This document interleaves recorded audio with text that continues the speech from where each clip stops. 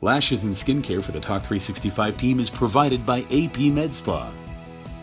Welcome back, everybody. I'm Holly Love, and that is Trip Mitchell, and we have some more Sundance action coming at you here in a few minutes because I got up there opening weekend and I got to cover a few shows, and it felt like the theme of this Sundance was faith, crisis, or questioning what we think we know, basically, and of course, Me Too and, So women. normally at Sundance, you've got some serious issues like car crashes, buddy movies.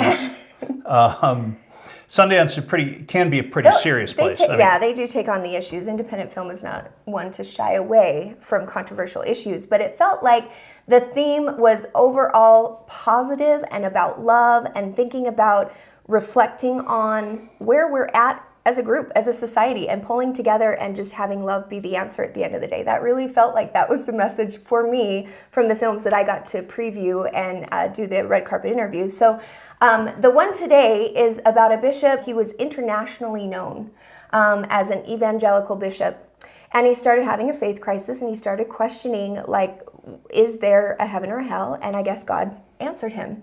And the answer for him was no. And at that time, he was breaking all of everything, all the rules. And his followers, his family, his friends, everybody just walked away because they felt like he was, apostate to the church and what they believed. And he lost everything. But now, in this environment where we're a little more open to personal revelation and meditation and thinking along those lines, he's now opened a dialogue back up with these church leaders, and he's back in... So he was an Anglican bishop.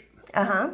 And so they're kind of a little bit middle of the road, maybe a little bit to the right, in terms of, what is it? There are a bunch of Protestant religions that kind of are all over the map, but he's probably a little bit more conservative. So within his calling, the fact that he didn't believe in heaven and hell would be very controversial. Very controversial, yeah. And I mean, obviously it makes sense to you coming from your Catholic background that would be a reason you have to sort of denounce him because he's not going to make it. And ironically enough, I think I've said this on the air before, when we were kids, we had 2 Catholic priests come to our house to say their final mass, I should say. Okay. And they were leaving the priesthood. Both were getting married. Oh, interesting. So they were still strong believers in Catholicism, but because they were going to get married, they could no longer be priests. 2 women? Yes. Yeah, okay. Yeah. Just clarifying. You never know. This was the 70s. I mean, yeah, okay. But that being said, it's interesting when someone has a crisis of faith because for many people, that is the most important thing that they're going to deal with in their lives because you grow up and you have faith as a constant. Yeah. For most people, until it isn't. It's supposed to be. So when it's not, it's very scary. So I loved having a chance to chat with this guy. He was super awesome. Check it out. More Sundance fun. Hey everybody, it's Holly Love, and I am back on the red carpet at the 2018 Sundance Film Festival, and tonight I had a chance to interview the cast and characters of the movie Come Sunday, which is actually based on a true story, and we had a chance to even interview the bishop. What I love about this is it seems that the stories coming out of this festival have to do with asking the question, what are we doing and are we doing it right? And we had a chance to ask the cast and crew what they think and what they think about this film. Check it out. Tell me how you found this project and why you guys decided to get behind it. We did this story originally as a radio story for our radio show This American Life, and a guy named Russ Cobb pitched it to us. We did it as a radio story. It was a hugely popular radio story. There's something about this minister who, at the height of his popularity and power, starts to preach that there is no hell. You go to heaven even if you don't believe in Jesus. He loses everything, stands on his principles. That seemed like a sort of classic Hollywood movie, a man who stands up for what he believes. This story came to me, the radio show This American Life, which airs on National Public Radio, called me up and said, we have an old episode of the show which we've turned into a screenplay. Would you like to read it? They told me what the episode was. I had listened to it. I remembered it. I found it fascinating, and the screenplay was great. And that was what compelled me. It's a fascinating story in terms of subject matter, and the character is absolutely phenomenal. So I did Completely Unknown. I saw him in 2016, and he asked me if I would do a role in his next movie, Come Sunday, this movie right here. And they explained to me the plot and everything else, and I thought it was very intriguing. Yeah, Yeah. So I'm excited to see the film. So I play Nikki, who is based on 3 different women, and she is the personal assistant to Bishop Carlton Pearson. Okay. And she remains loyal to him throughout all of the controversy, and is sort of his protector. And also, I think that she is a person who she doesn't say much, but with a look she can kind of level him when necessary. Yeah. So I'm the lawyer at the beginning of the film that encounters Carlton on the airplane, and sort of a important, fun little moment in his experience, in his story. So it's really about him. Just sort of serve his storyline, I guess. But yeah, really fun. I played Reggie.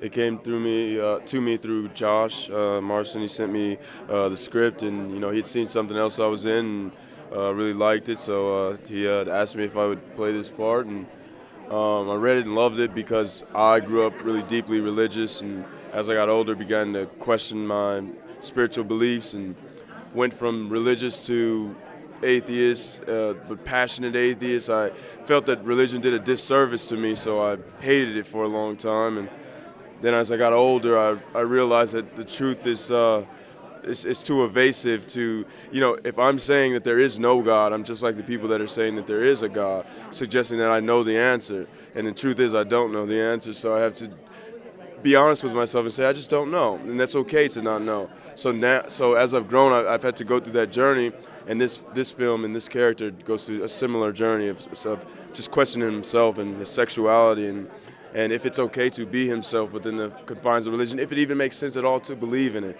So it was something personal for me, and it was cool. I think the catalyst of this film is Bishop Carlton's curiosity. He starts asking questions.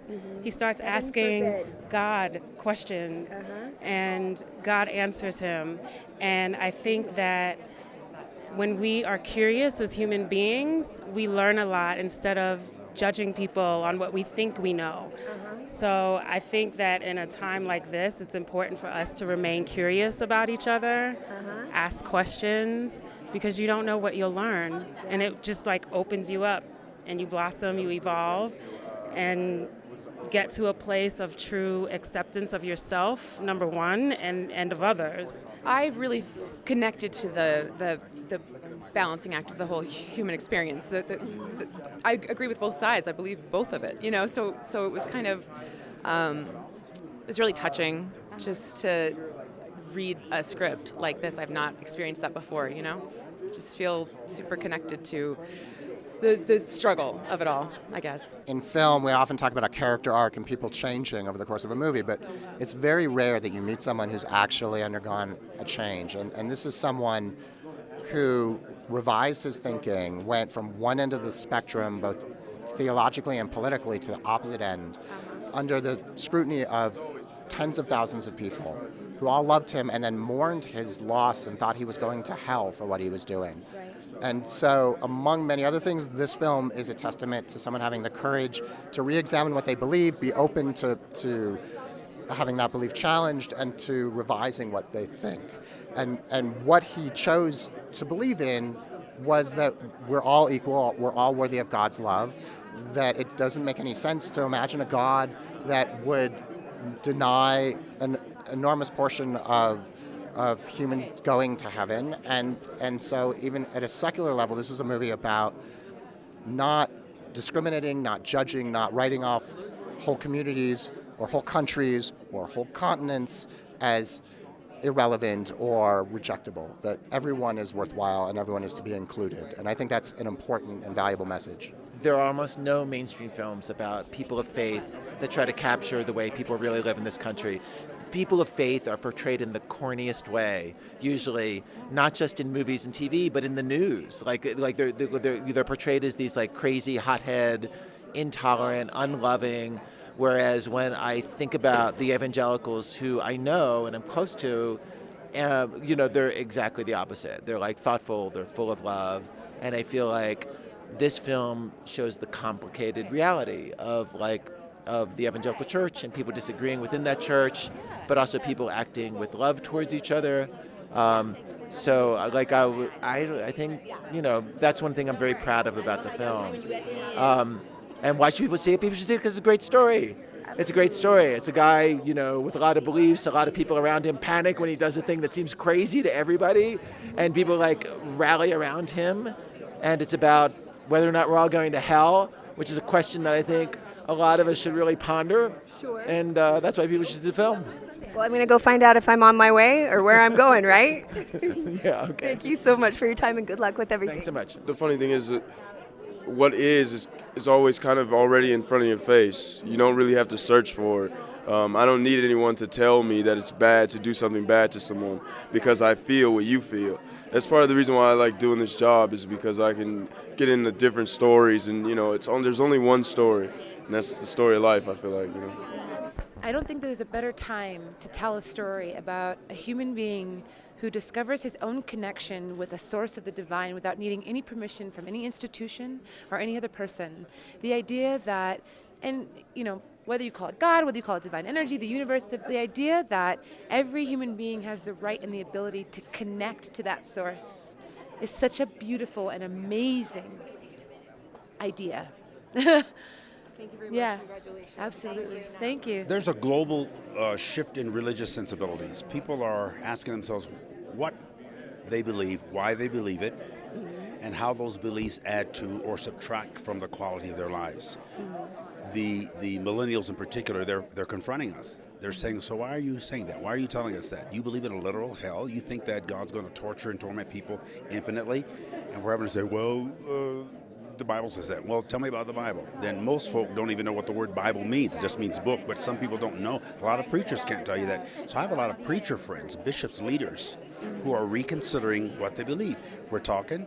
Yeah. We think we're coming into a new spirituality, a much more progressive one, non-judgmental, not all the dogma, and not some of the doctrine, and it's a freeing experience. Wow. Well, thank you for being so brave and for starting the revolution. Nice to meet you officially. Thank you for saying that.